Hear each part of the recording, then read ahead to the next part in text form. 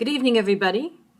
Welcome to my review of the latest 1/6 box blind box loot crate for 12-inch collectors. This is box number 6, Witches and Wizards Part 2. This is also the first time that I'm using my brand new light tent, which I hope will make it a lot easier for you to see my reviews. Let's go ahead and introduce you to the items that we will be reviewing today. Just so you know, this table here was in the previous Witches and Wizards set. I thought it would be good to use it again to put on display the Remint blind box, another one, a small chest, several potion bottles, which we will examine in greater detail,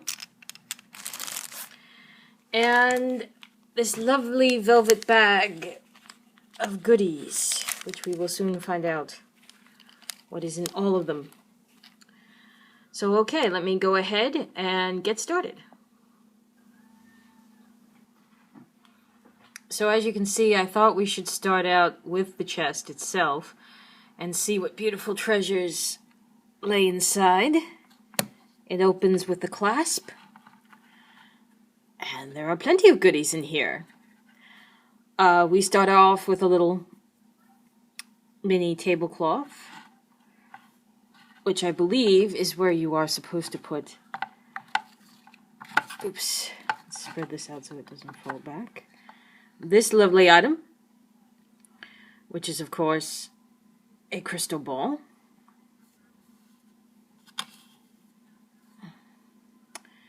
And there are several books here. Some of them will open. This one does not. But it has a beautiful antique feel. It also has the illusion that it will open because it has the place marker.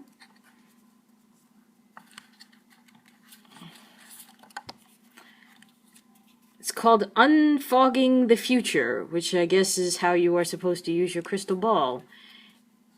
And isn't it nice that crystal balls even come with instruction guides?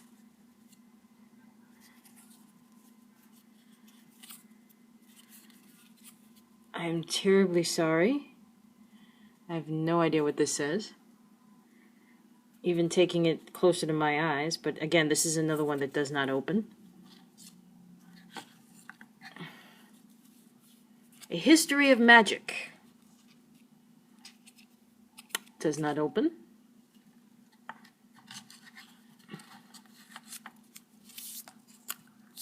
This is... I have no idea what that says. Something Hearts and Potions. It does not open as well. And this one very obviously says Advanced Potion Making, which I think is the class Harry Potter never got to. So I'm going to go ahead, because this is going to tip over until I put stuff in it. So I'm going to go ahead and put this down for a minute. But I just want you to see, it is beautifully lined on the inside with gold velvet. So if you ever wanted to turn this into, let's say, a bride's chest, that's certainly something you can do. We also have here the several potion bottles. Some of the labels I can read, some of them I cannot. So let's go ahead and dump them into the chest.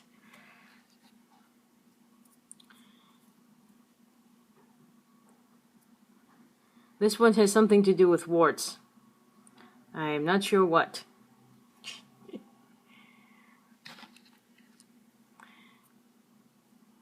And this one is cobra venom, distilled into little green spears, which kind of makes sense if you were going to gel it. I guess that's how it would look. I have no idea what that one said.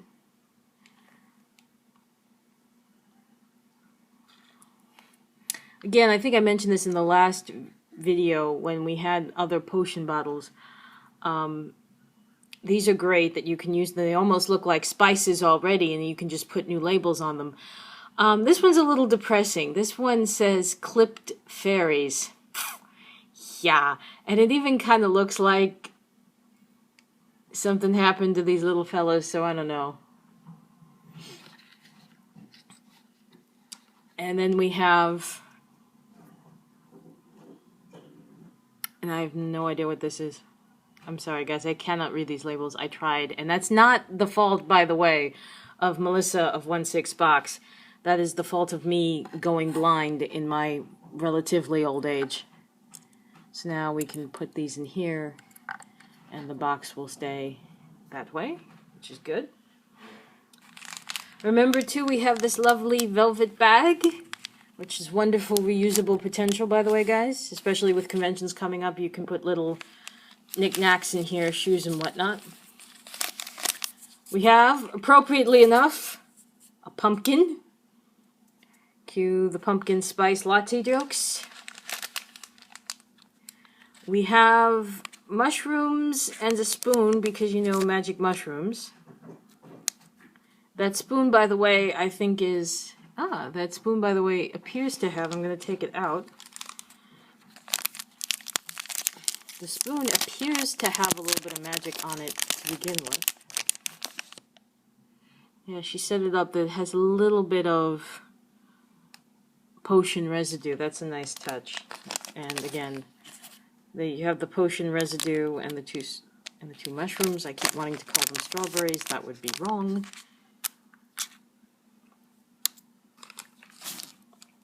We have it here. I believe this is going to be the wand. I'm going to hold it and see if this will come into focus. Nope. Am I reading this upside down? Yes, I was. This is to certify that the wand, something... I think it's to certify that it's made by a particular company. Again, guys, I'm sorry that I cannot read, but this is a lovely little box, custom made. And as you can see, there is the wand. Very appropriate for 1/6 scale. I think I'm gonna have to grab one of my friends and have her hold this, but this is quite large. So let me grab this and do it this way into frame. As you can see, it's quite respectable. I mean, this is certainly in the 1/6 scale, even in the hands, that'll be quite large for someone to hold on to.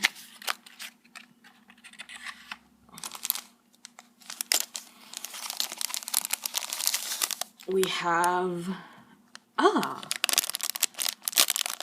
this is quite nice. This is what you would call a hurricane lantern.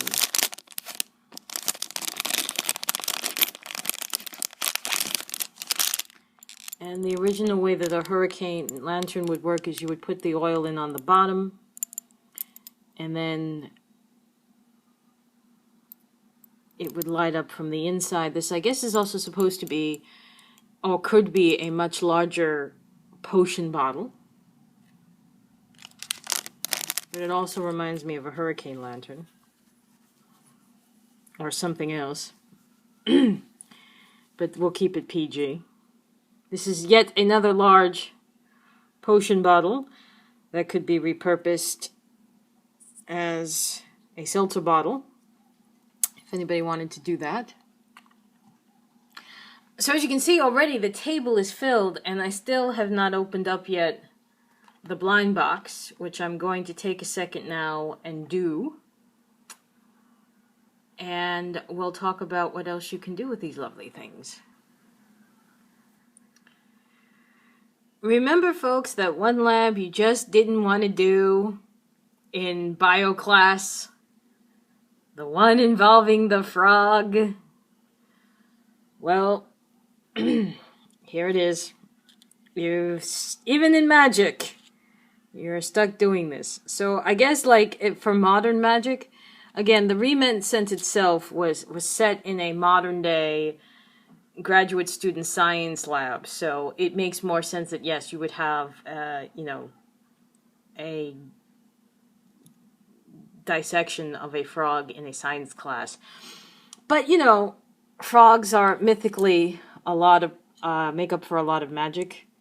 Just put him on top of the pumpkin for right now, and the tools are quite nice. You have a very simple tray. You have a pair of 1/6 scale tweezers that do have motion to them. Not that the dolls would be able to do this themselves. Non-opening scissors. I know there are some that make scissors that can open, but these are perhaps forceps and not scissors, but in any case they do not open, so don't try to pry them open. You will hurt yourself and the plastic. And this is supposed to be a scalpel, which you would obviously use in the dissection. There is no sharp edge though, so you don't have to worry about poking yourself with it. Now I'm going to grab a 1/6 scale doll and talk about how this will look in proportion to them, and if in fact this would be, you know, how they would be able to handle some of these pieces. Okay, so if you remember, in the past, I did have my lovely me doll come and be the practical magic witch for this Witches and Wizards set. So I thought I should bring her back again. This is the lovely Charlie, by the way, who is a John Copeland Childers repaint of an early F.R. Veronique, in case anyone wanted to know. So I'm going to have her to the side of the table. I'm just going to bring a couple of things over so you can see the proportion. I'm going to raise her hand up. This is one of the large potion bottles again. And if she was going to hold the potion bottle, oops, which she might not be able to do after all, but if she was, that's how it would look in proportion to her. I'm going to tilt the camera down so you can see that it fits pretty snugly through her torso. It's almost as long as her torso. If I take her hand down and put it to the natural hip, it'll go, yeah, it's about the size of her torso. So this would be a large bottle for her. This is probably going to be a little, oh no, it works very nicely with this dress. I thought they would block the colors out, but about the same length. Let's take a look at the wand. Let's try not to kill myself. The wand box, as you can see, again, is quite long in comparison to her proportions. I do not have, although I should have thought about this before, I do not have the ticky tape to put this in her hand. But so I will be the ticky tape, and as you can see, it does extend out quite a bit, but it is very realistic in that sense that this is the right proportion for a traditional magic wand with her. I'm just going to, and since I'm going to have the hand out, as it were, begging for attention, going to put this in the palm of her hand. Again, with ticky tape, it would fit very nicely. The absolute correct proportion. I can't tell if that's me I'm seeing in the glass or if there's a projected image. I think it's just my own reflection in here.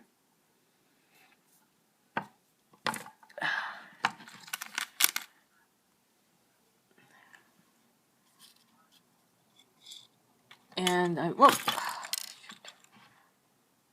I am going to put this book in her hand. See if she will cooperate and will stay. Give me a second. Ignore the idiot. Oh no, there we go. There you go. There. Quite nicely it fits in her arm for carrying purposes. Again, these are books that you would probably see just on a casual person's library case, not only just a witch, and certainly from a distance, if you're going to line these up on a bookshelf, they're nice. There's variations of color which make it very nice for you to mix and match on a bookshelf. I'm going to move her first over, and then the camera.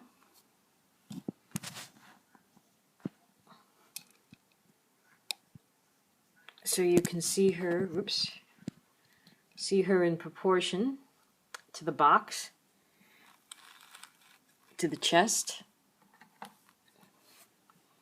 Again, as I said, this would be, a reasonable proportion. You can certainly put a lot of things in it. You could have it as her magic box, or where she keeps her love letters if you wanted to do something more Victorian and romantic. It would certainly work. So again, there's a lot of replay possibilities here. You can certainly use everything here on this table in different ways. Of course, the pumpkin could be on, any Thanksgiving table.